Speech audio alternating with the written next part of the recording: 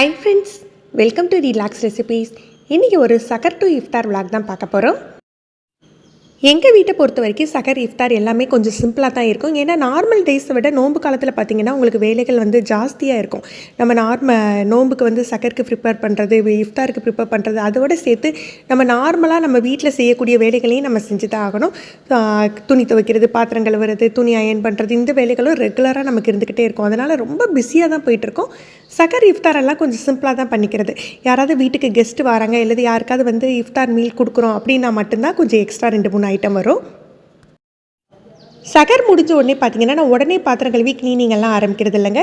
அதெல்லாம் எடுத்து கொஞ்சம் நீட் பண்ணி விட்டுறது. மார்னிங் 8 o'clock தான் ரொட்டீன் ஒர்க்கை ஸ்டார்ட் பண்ணுறது.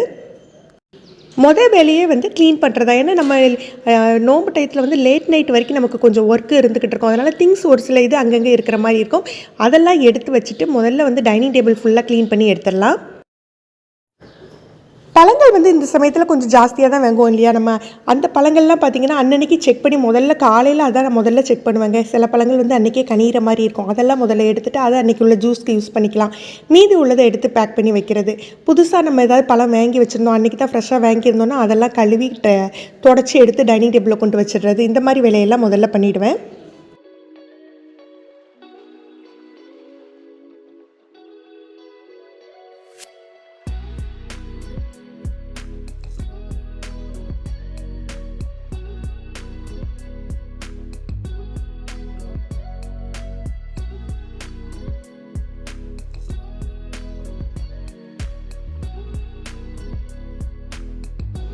கிளினிக் ஒர்க் முடிச்ச பிறகு பார்த்திங்கன்னா நம்ம ரெகுலர் ஒர்க் லாண்ட்ரி பண்ணுறது, அயன் பண்ணி வைக்க வேண்டிய துணியை அயன் பண்ணுறது, பாத்திரங்களை காய வச்சு எடுத்து வைக்கிறது, இந்த மாதிரி வேலைகள் எல்லாம் ஆரம்பிச்சிடுவேன். இதெல்லாம் முடியறதுக்கே நம்ம நார்மல் ஒர்க்கு முடியறதுக்கே கிட்டத்தட்ட வந்து மதியம் வந்துடும்.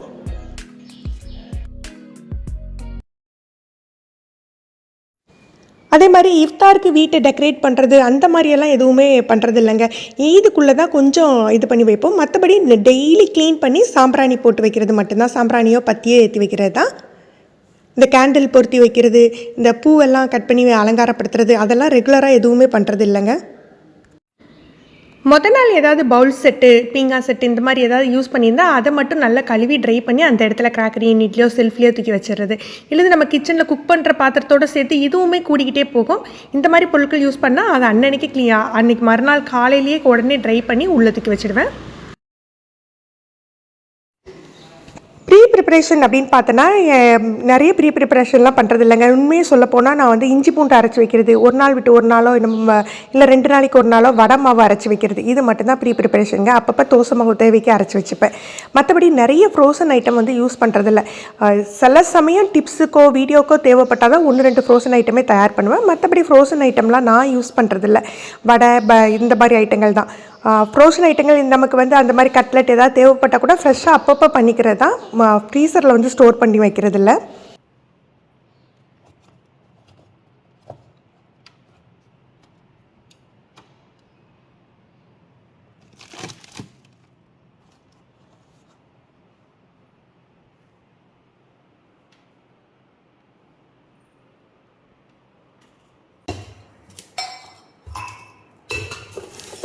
இஃப்தாருக்கு பார்த்தீங்கன்னா நோம்பு கஞ்சி வந்து பள்ளியிலேருந்தே வந்துடும். பள்ளியில் வாங்கிக்கலாம் நோம்பு கஞ்சி. அது போக அன்றைக்கி நான் பண்ணது பார்த்திங்கன்னா வடைக்கு தான் நான் ஊற போட்டேன். உளுந்து வடைக்கும் ஆமை வடைக்கும் போடையிலேயே மறுநாளைக்கும் சேர்த்து ஊற போட்டுருது.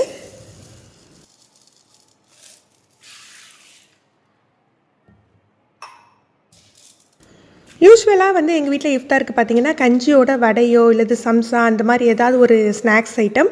அது போக வந்து எப்போதுமே ஜூஸ் வந்து கட்டாயம் நம்ம எல்லாருமே வந்து நோம்பு சமயத்தில் குடிப்போம். ஜூஸ் இருக்கும். பிள்ளைங்க இருக்கிறதுனால பிள்ளைங்களுக்கு கொடுக்கறதுனால வந்து புட்டிங் மாதிரியோ அல்லது கடல் பாசி மாதிரியோ ஏதாவது ஒன்று எக்ஸ்ட்ரா செய்கிறது. அது போக கெஸ்ட்டு வந்தால் மட்டும்தான் ஒரு எக்ஸ்ட்ரா 1-2 ஐட்டம் வந்து செய்கிறது.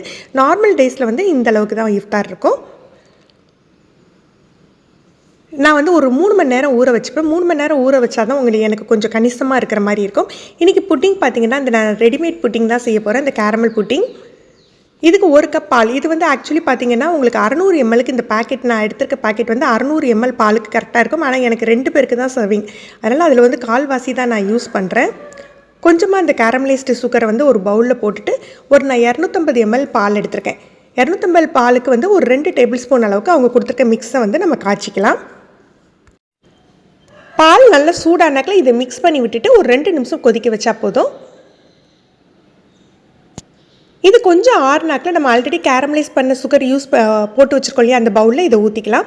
ஊற்றிட்டு ஆறின பிறகு நம்ம ஃப்ரிட்ஜில் எடுத்து செட் பண்ண வச்சிடலாம். ஒரு 3லேருந்து 4 மணி நேரம் ஆகும் இது செட் ஆகிறதுக்கு. நம்ம மத்தியானம் பருப்பு ஊற போடலையே இதையும் செஞ்சு ஃப்ரிட்ஜில் எடுத்து வச்சுட்டு இன்றைக்கி நான் மிக்சியில் தான் அரைச்சேன். இன்னொரு வீடியோவில் வந்து மிக்சியில் உளுந்து வடைக்கு எப்படி அரைக்கிறது அப்படிங்கிறதையும் நம்ம பார்ப்போம். வெங்காயம், பச்சை மிளகா, மல்லி, கருவேப்பிலை. நான் மல்லி யூஸ்வலாக நான் சேர்க்குறதில்ல. மல்லி, சோம்பு ரெண்டுமே நான் சேர்க்க மாட்டேன். வெங்காயம், பச்சை மிளகா, கருவேப்பிலை தான் நான் சேர்த்துப்பேன். இதெல்லாம் சேர்த்து நல்லா மிக்ஸ் பண்ணிக்கலாம்.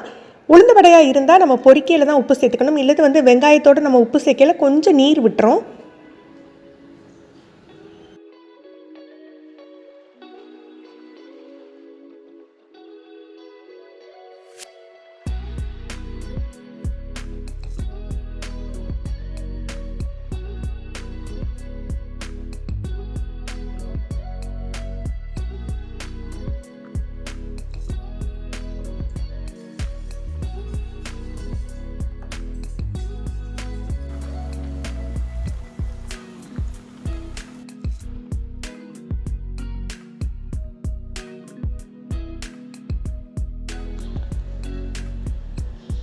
எப்போதுமே வடை பொரிக்கையில் எண்ணெய் சூடான பிறகு மீடியம் ஃப்ளேமில் வச்சுட்டு நம்ம சேர்த்துக்கலாம். அதே மாதிரி வடையை வந்து நடுவில் குறைச்சி வச்சிங்க அப்படின்னா எண்ணெய் குடிச்சிடும். அதனால் கரெக்டான அளவில் அந்த மீடியம் ஃப்ளேம்லேயே வச்சுட்டு பொரிச்சு எடுத்துடலாம்.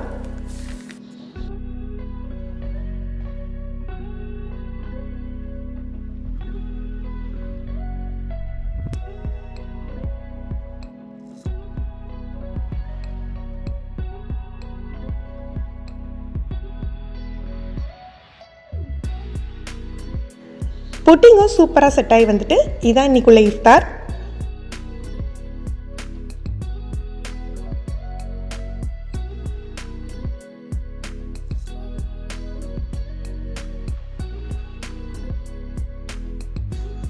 நைட் டின்னருக்கு பார்த்தீங்கன்னா இன்றைக்கி நான் முள்ளங்கி சப்பாத்தி தான் பண்ண போகிறேன். 2 முள்ளங்கி எடுத்துகிட்டு தோல் சீவிட்டு நல்லா துருவி எடுத்துக்கலாம். துருவி எடுத்த பிறகு பார்த்திங்கன்னா நல்லா கையால் லைட்டாக பிழிஞ்சு எடுத்துக்கணும். அதில் உள்ள கொஞ்சம் சாறை எடுத்துகிட்டு நம்ம சப்பாத்தி மாவு பிசைவோம் இல்லையா, அதில் அந்த சாறை சேர்த்தே பிசைஞ்சிக்கலாம். நீங்கள் அந்த சாரோடு சேர்த்து வதக்கினாலும் வதக்கிக்கலாம், அதனால் ஒன்றும் இல்லைங்க. நம்ம இன்னும் கொஞ்சம் ஃப்ளேவராக வேணும் சப்பாத்தி அப்படின்னா இந்த சாறை வந்து பிழிஞ்சு நம்ம சப்பாத்தி மாவில் சேர்த்து நம்ம மாவு பிசைஞ்சு எடுத்துக்கலாம். இதுக்கு கடுகுளுந்த பருப்பு போட்டெல்லாம் தாளிக்க வேண்டாம். எண்ணெயில் கொஞ்சமாக பொடியாக கட் பண்ண வெங்காயம் வதக்கிக்கலாம். நான் கொஞ்சம் துருவின இஞ்சி சேர்த்துக்கிறேன். உங்களுக்கு பூண்டு வாசம் பிடிக்குன்னா நீங்கள் பூண்டு கூட சேர்த்துக்கலாம், பொடியாக கட் பண்ணி சேர்த்துக்கோங்க. வெங்காயம் பொன்முருவலாலாம் வதங்க வேண்டியதில்லை, பச்சை வாடை போனாலே போதும். நம்ம துருவி வச்சுருக்க முள்ளங்கியை சேர்த்துடலாம்.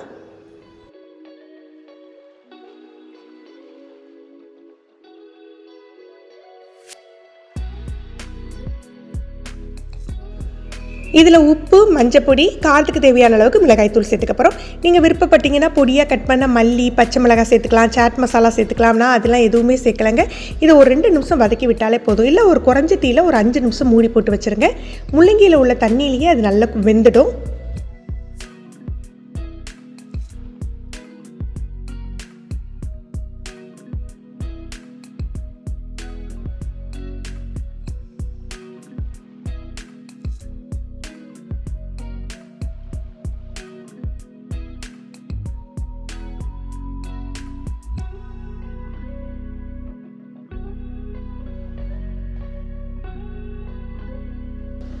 நார்மலாக தான் சப்பாத்தி மாவு, நம்ம சப்பாத்திக்கு எப்படி பிசைவோமோ அந்த மாதிரி தான் பிசைஞ்சு எடுத்துருக்கேன்.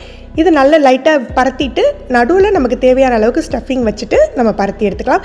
ரொம்ப மெல்லிஸாக இதை திரட்ட முடியாது. ஏன்னா வந்து இந்த ஸ்டஃபிங் பார்த்திங்கன்னா உங்களுக்கு வந்து உருளைக்கிழங்கு சப்பாத்தி மாதிரி, உருளைக்கிழங்கு மாதிரி ரொம்ப சாஃப்டாக இருக்காது உங்களுக்கு முள்ளங்கி. அதனால் கொஞ்சம் கனமாக தான் நம்ம பரத்திக்கணும்.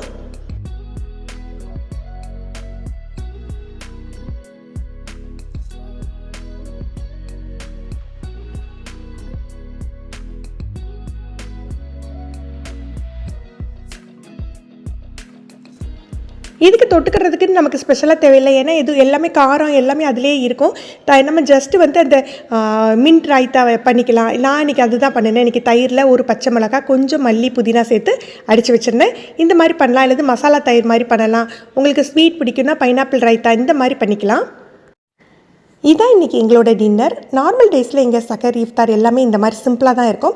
ஒரு ரமலானில் ஒரு ஒரு ஒரு 2 தடவை 3 தடவை மட்டும்தான் அந்த மாதிரி ஹெவி மீல்ஸ் ப்ரிப்பேர் பண்ணுவோம். அந்த மாதிரி ப்ரிப்பேர் பண்ணல அந்த வீடியோவை நான் உங்களுக்கு இன்க்ளூட் பண்ணுறேன். இந்த சிம்பிள் விளாக் உங்களுக்கு பிடிச்சிருக்குன்னு நினைக்கிறேன். எப்படி இருந்ததுன்னு கமெண்ட் பண்ணுங்கள். இந்த வீடியோ உங்களுக்கு பிடிச்சிருந்ததுன்னா லைக் பண்ணி ஷேர் பண்ணுங்கள். நீங்கள் நம்ம சேனலுக்கு புதுசுனா ரிலாக்ஸ் ரெசிபீஸ் சப்ஸ்கிரைப் பண்ணிக்கோங்க. கீழே இருக்க பெல் பட்டனில் நீங்கள் ஆல்ங்கிற ஆப்ஷன் செலக்ட் பண்ணி வச்சுக்கிட்டிங்கன்னா நம்ம சேனலில் வீடியோக்கள் போட்ட உடனே நோட்டிஃபிகேஷன் கிடைக்கும். தேங்க்யூ.